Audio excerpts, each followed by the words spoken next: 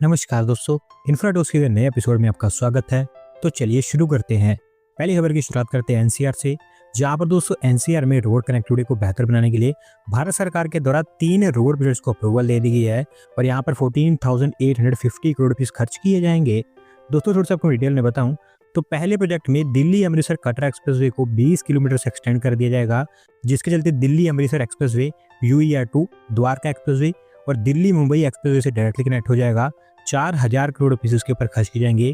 इसके अलावा ये NH44 का एक अल्टरनेटिव भी होगा उन कम्यूटर्स के लिए जो कि गुड़गांव की तरफ ट्रैवल कर रहे होंगे। दूसरे प्रोजेक्ट के अंतर्गत UER2 को 17 किलोमीटर से एक्सटेंड किया जाएगा अलीपुर से, जो कि दिल्ली देहरादून एक्सप्रेसवे को लिंक करेगा। 3,350 करोड़ रुपीस इसके ऊपर भी खर्च किए जाएंगे। जबकि तीसरे प्रोजेक्ट के अंतर्गत UER2 को ईस्टर्न साइड पर 65 किलोमीटर से एक्सपांड किया जाएगा, जिससे कि नोएडा, गाजियाबाद और फरीदाबाद को ये लिंक कर पाएगा। 7,500 करोड़ रुपीस इसके ऊपर भी खर्च किए जाएंगे। Delhi Meerut expressway, TND flyway, Yamuna expressway और नोएडा ग्रेटर नोएडा एक्सप्रेसवे भी यहाँ पर कनेक्ट हो पाएंगे। अगली दोस्तों अपडेट मुंबई सबअर्बन रेल से है, जहां पर दोस्तों इंडियन रेलवेज ने भी मुंबई सबअर्बन रेल में सेफ्टी को लेकर के नया इनिशिएटिव लॉन्च कर दिया है और अभी ये डिसाइड किया गया है कि मुंबई सबअर्बन के लिए सभी नए रेक्स में अब ऑटोमेटिक डोर सिस्टम लगाए जाएंगे। दोस्तों मुंबई सबअर्बन की कंडीशन आप जानती हैं कि कितनी भरकर चलती है। अक्सर लोग बाहर लटक रहे होते हैं, जिसके लिए अनफॉर्चुनेटली हमें कई सारे एक्सीडेंट देखने को मिलते हैं और अभी 2-3 दिन पहले ऐसी घटना देखने को भी मिली थी। और यही कारण था कि अब रेलवेज ने जल्दी से अनाउंस कर दिया है कि न्यू ट्रेन सेट्स में ऑटोमेटिक डोर सिस्टम लगाया जाएगा। हालांकि दोस्तों आप जानते हैं कि AC रेक्स में पहले ही होता है, लेकिन अब जो नॉन AC रेक्स है वहां पर भी ये काम होगा। वेंटिलेशन के लिए कोचेस की डिजाइनिंग थोड़े से अलग तरीके से की जाएगी, यानी कि जो नए कोचेस यहाँ पर इंट्रोड्यूस किए जाएंगे उनमें कुछ ना कुछ चेंजेस आपको देखने को मिलेंगे। अगर सब कुछ प्लान के अकॉर्डिंग जाता है तो नवंबर 2025 के आसपास पहला रेक यहाँ पर लॉन्च कर दिया जाएगा।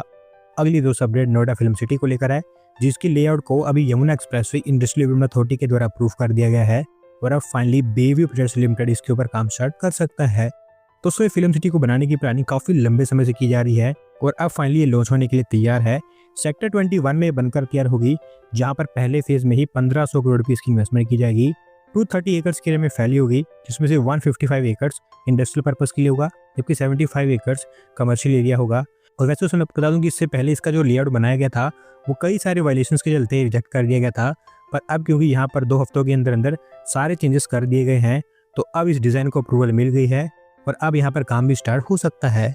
अगली दोस्तों अपडेट मिजोरम से है, जहाँ पर दोस्तों मिजोरम सरकार स्टेट के अंदर एक नई सिटी को सेटअप करने जा रहे हैं और इसको लेकर ब्लूप्रिंट तैयार करने का काम स्टार्ट हो गया है। दोस्तों इस प्रोजेक्ट का नाम थेंजोल पीस सिटी होगा, जो कि एक इन्वायरमेंट फ्रेंडली सिटी होगी 108 स्क्वायर किलोमीटर के एरिया में। इसमें से 82 स्क्वायर किलोमीटर का एरिया अर्बन डेवलपमेंट के लिए होगा और बताया गया है कि इसकी डिजाइनिंग इस तरीके से की जाएगी कि आगे चलकर 10 लाख लोगों को अकोमोडेट कर पाए। अभी फिलहाल मैं आपको बता दूं कि थेंजोल सिर्फ 10,000 की पॉपुलेशन रखता है, तो आप समझ सकते हैं कि कितने बड़े मैग्नीट्यूड पर इसको डेवलप किया जाएगा आगे चलकर। और क्योंकि एक हिल सिटी होगी तो वाटरवेज, लेक्स, रिवर्स, इस तरह की चीज़ों के ऊपर अच्छा खासा यहाँ पर फोकस किया जाएगा। अब इसका ब्लूप्रिंट तैयार करने के लिए ministry of housing and urban affairs के द्वारा 10 करोड़ रुपीस एलोकेट कर दिए गए हैं। जैसे जैसे इसके ऊपर आगे प्रोग्रेस होता रहेगा और नए फंड्स यहाँ पर रिलीज होते रहेंगे।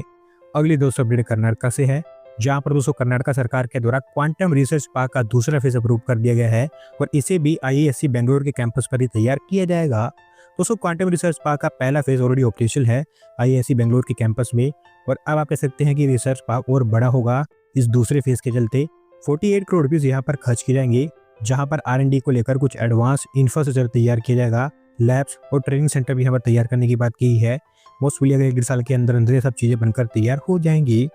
अगली दोस्तों अपडेट सेमीकंडक्टर के एरिया से है, जहां पर दोस्तों भारत सरकार के द्वारा अमेरिकन कंपनी माइक्रोन टेक्नोलॉजी और इंडियन कंपनी एकस के प्रपोजल्स को अप्रूवल दे दी गई है और अब ये कंपनीज सेमीकंडक्टर और इलेक्ट्रॉनिक स्पेशल इकोनॉमिक जोन को सेटअप कर पाएंगी। दोस्तों माइक्रोन का स्पेशल इकोनॉमिक जोन गुजरात के सांड में बनकर तैयार होगा, जहां पर वो उनकी ATMP फैसिलिटी बना रहे हैं। 37.64 हेक्टेयर्स के एरिया में फैला होगा और 13,000 करोड़ रुपीस के आसपास यहाँ पर इन्वेस्टमेंट की जाएगी।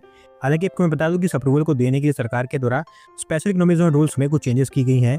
पहले किसी भी इलेक्ट्रॉनिक या फिर सेमीकंडक्टर स्पेशल इकोनॉमिक जोन के लिए मैंडेटरी था कि वहाँ पर मिनिमम 50 हेक्टेयर्स ऑफ लैंड होनी ही चाहिए या फिर उतनी लैंड में बनना चाहिए, लेकिन अब इसको कम करके 10 हेक्टेयर तक कर दिया गया है और इसी कारण माइक्रोन को भी यहाँ पर अप्रूवल मिली है। सिमिलरली एकस के द्वारा भी उनका स्पेशल इकोनॉमिक जोन धारवाड़ में बनाया जाना है कर्नाटका के अंदर। 11.55 हेक्टेयर के एरिया में फैला होगा और ये एक इलेक्ट्रॉनिक स्पेशल इकोनॉमिक जोन होगा, जबकि माइक्रोन का एक semi conductor special economic zone होगा ओवरऑल कह सकते हैं कि इसके चलते थाउजेंड्स ऑफ करोड़ की यहाँ पर इन्वेस्टमेंट आएगी। आज की दोस्तों आखिरी अपडेट हमारी रेलवे की तरफ से है, जहाँ पर दोस्तों हमारी रेलवे मिनिस्टर की मीटिंग पैराग्वे के प्रेसिडेंट के साथ में काफ़ी अच्छी खासी गई है। और यहाँ पर अब ये बताया गया है कि अभी पैराग्वे वंदे भारत ट्रेन को उनके देश में इंपोर्ट करना चाहता है। दोस्तों थोड़ा सा इसका मैं आपको बैकग्राउंड समझाऊं तो 4 south American countries Brazil, Argentina, Chile और पैराग्वे ये मिलकर एक central bioceanic rail corridor बना रहे हैं, जिससे कंट्री आपस में कनेक्ट हो जाएंगी। साथ साथ अटलांटिक और पैसिफिक ओशन को भी ये कनेक्ट करेंगी। फ्रेट और पैसेंजर ट्रांसपोर्टेशन दोनों के लिए इस कॉरिडोर का इस्तेमाल किया जाएगा। और इसके साथ साथ पैराग्वे सरकार का ये भी प्लान है कि उनका जो पुराना रेल नेटवर्क है उसको भी मॉडर्नाइज किया जाए। और यही 2 मेन कारण है कि जिसके चलते वो वंदे भारत ट्रेन को उनके देश में इंपोर्ट करना चाहते हैं। और इसको लेकर भी उन्होंने इंटरेस्ट भी दिखाया है। अभी क्योंकि ये बातें काफ़ी ज़्यादा प्रीलिमिनरी स्टेजेस में हैं, देखना यह है कि कब तक ये एक्सपोर्ट हो पाती है। दोस्तों आज की वीडियो में बस इतना ही। अगर आप अपनी तरफ से अपडेट सबमिट करना चाहते हैं तो डिस्क्रिप्शन में दिए गए लिंक पर क्लिक करके सबमिट कर सकते हैं।